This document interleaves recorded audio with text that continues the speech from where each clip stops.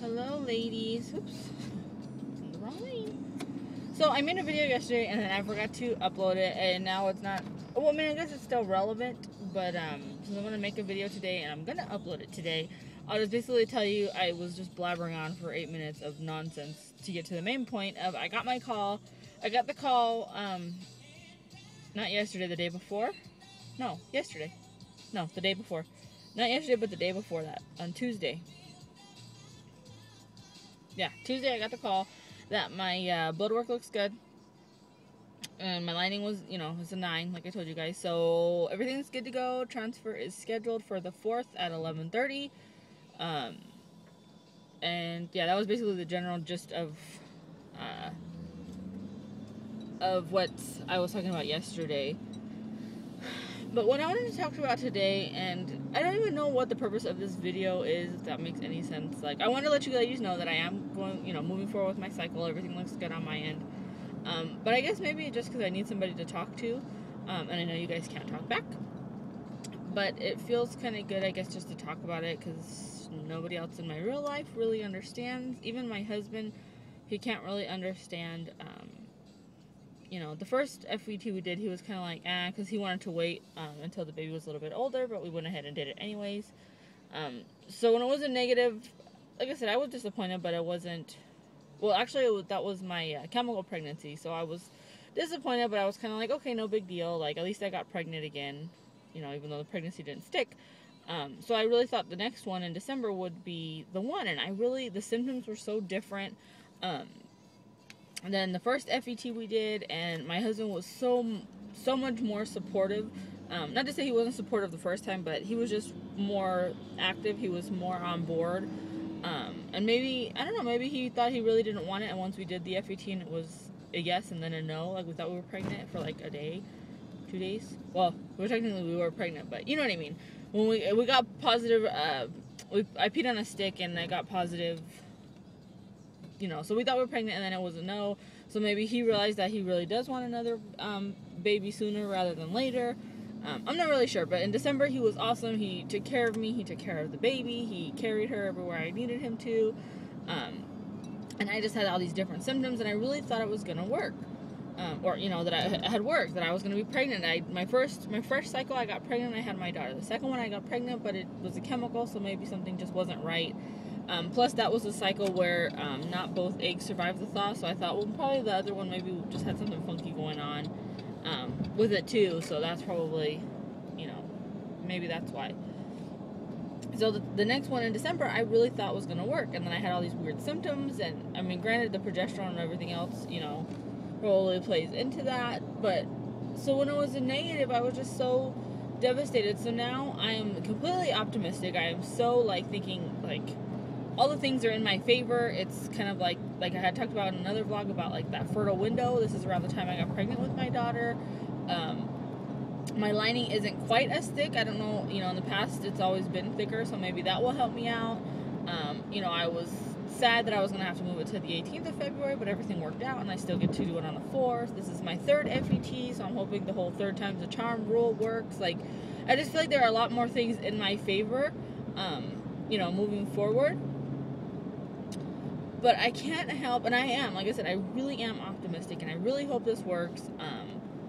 All the embryos were good. I got a baby out of one of them, so I know they're good.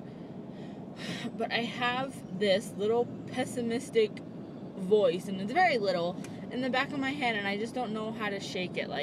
In December, I was so positive and so optimistic, and even when I did my first IVF, I was so positive and so optimistic and so, I'm pregnant. It's so gonna work. I'm already pregnant. I know I'm pregnant.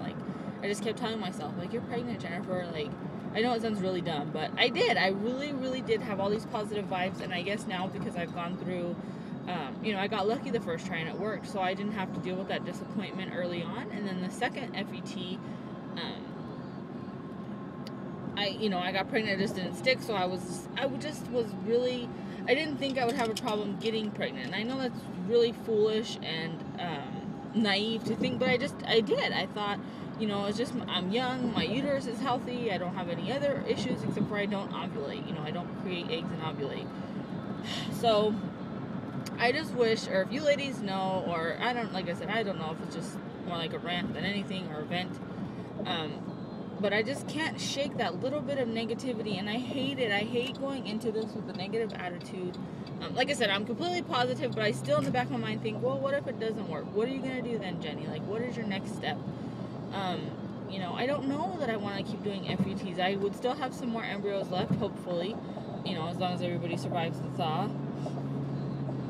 But I don't know. I don't know what to do. I just feel like maybe the FUTs are not working for me. Like, maybe I need to do a fresh cycle. But then I had the chemical pregnancy, so it's like I know, it just didn't stay sticky enough, if that makes sense. But I'm just such at a loss because I don't want to keep throwing money away to FUTs and keep wasting more time. Like, I don't want to, and this is kind of more of a personal thing than anything, but it's like, I feel like if I don't get pregnant in 2013, at least pregnant in 2013, I don't know, I might hang up the towel at the end of the year and just say, if we don't have another baby or, are not pregnant by that point, then we're just going to have one. And, we'll just have Lily and that's it. I'm not a spring chicken. I'm not super old either. I'm only 27. I'll be 28 this year. But I also don't want to be older when I have kids. I want to, be younger, and I don't want them far apart because I think that becomes an issue because she's going to be 2 in October. So even if I got pregnant at the end of the year, I would still be okay. But, I mean, you're pregnant for almost a year, 9 months. So she'd be closer to 3, and then I have the newborn, which is not necessarily a bad age at all. But I always wanted my kids fairly close in age. Once she gets 3, 4, 5, 3 I think would be okay. But once she's like 4 and 5, and not to say, what works for some doesn't work for all, but I just think I want another child more for her than me, if that makes sense. Like, I would love to have another child, and I can't, I'm so excited at the thought of having a baby, and I would love to have twins. Like, I so would love it. I think it would be awesome. But I want her to have a playmate. I was the only child, and I didn't like it growing up. There are perks, of course, you're spoiled rotten and get everything you want, but I wanted her to have a playmate and somebody close in age. And, I just feel like once they turn like 4 and 5, I guess more 5 than anything, in a newborn, they're completely different faces their whole life.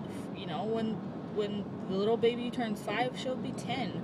And, don't want anything to do with her little brother. And she's going to want to paint her nails and do whatever. I say brother. I'm hoping for a boy, but, same difference. Little sister, she's not going to want her in her thing. She's not going to want to share that. They're just going to be at different stages. 5 years old and 10 years old, the 10-year-old probably isn't going to want to do as much babyish stuff. So I hope I'm making sense. I'm just freaking blabbering at this point. But yeah, so I'm kind of like, and at some point too, I think I need to give myself a cutoff date, and just say, okay, that's it, you're done. Because I can't keep going through the disappointment. I can't. It's not devastating, but it takes a little piece of you. I mean, if that's the easiest way I can say it. Every negative you get, it's not like a normal person when you're trying and it just doesn't work that month. And I'm sure that affects people too. People that have to go 12, 13, 14, 15 months. But going through all of the treatment, all of the pills, all of the medicine, injections and ultrasounds and everybody looking at your hoo-ha and the money and the emotional roller coaster, it takes a little something from you every time you get that negative. I don't care what anybody says. As positive as people may be. So I just need to give myself a cutoff, So I don't know. I'm just so confused, and I'm already thinking, like, what if this cycle doesn't work? And I shouldn't think like that because I'm already that's already like negative vibe. So if you ladies have anything I can do or anything, any words of wisdom or anything to help me get rid of the little bit of negativity that I'm carrying around, I would really appreciate it, especially before Monday. So please let me know if you guys know anything. Otherwise, I will talk to you later. Bye.